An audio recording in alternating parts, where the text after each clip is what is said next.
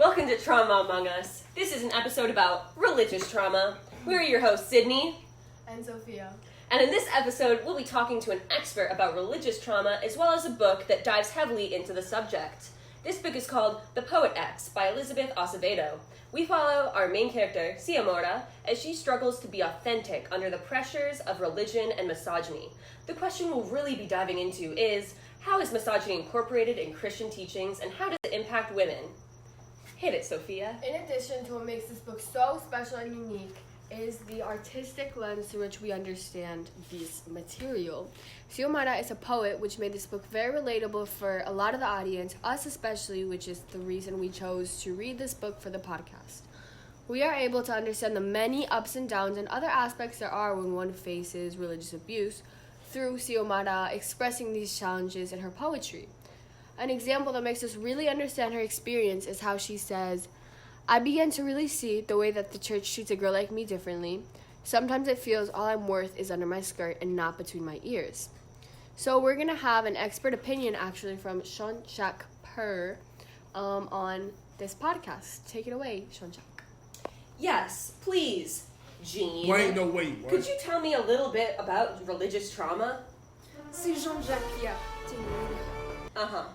Well, by age 6, 70% of children in a sample of families had experienced ACEs, or adverse childhood experiences, that could have negative effects on many aspects of their development. These ACEs can be caused by parental domestic violence, substance abuse, mental illness, religious trauma, and many other factors. Many studies show that children exposed to these are likely to develop mental and behavioral issues, which only get worse as they move into their adolescence and adulthood. Oh, how interesting. Could you elaborate on these ACEs, as you call them, on how they impact ethnic minorities? Here's the thing.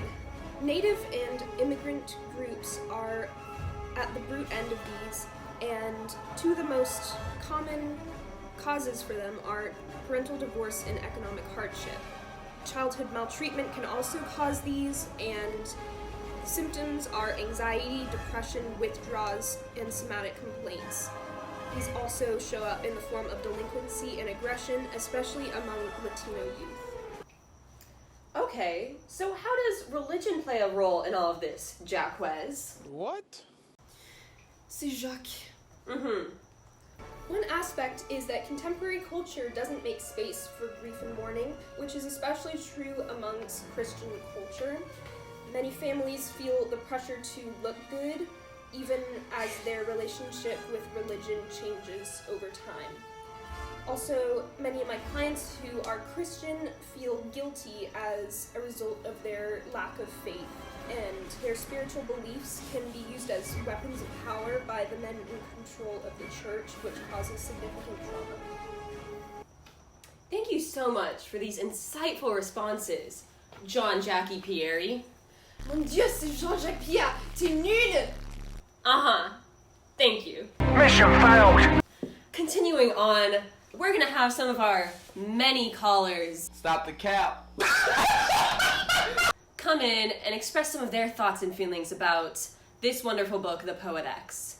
Let's start with caller 10,768. Hey guys, really glad to be on the podcast. I'm a huge fan. After reading the book, I think it was a really insightful reading about an individual who had to face oppression from both people close to her and from society as a whole. I think it highlighted perfectly what many girls today face with body image and confidence, as well as the feeling of shame that a select group, in this case of Xiomara, the Christian community, have around their bodies. And it was just a really interesting perspective to read about. Thank you so much, caller 10,768. Do you have anything else to add? No. Bruh. Alright, later. On that note, Sophia, what are some of your thoughts and feelings about this book? Well, I believe the book displayed the events in a very insightful way. And not only that, but also in a way that the reader was able to very easily understand the many perspectives that are behind such events. We were able to understand the contrast, such as the very good moments, as well as the very bad, which are accompanied by the guilt and shame that Xiomara faced as a result of her trauma. Overall, it was displayed very beautifully in a significant, lovely form of self-expression. Thank you so much, Sophia. I completely agree. Now, let's take it on to Jaquez. Well, as we read in this book, Xiomara dealt with her problems through poetry, which is an amazing way to release some of the trauma and relate to others. Also, seeking support from your family. In this book, she didn't really have that support at home, but through speaking with her priest, she was able to regain the trust and healthy relationships with these people, which improved her symptoms a lot. Thank you so much for your insightful response. Jeanne, Jaquez, Kirk. C'est Jean-Jacques Pierre, t'es nul et je déteste beaucoup. Uh-huh. So, that's enough from that guy. So that about wraps up this episode. Tune in next time as we discuss animal attacks.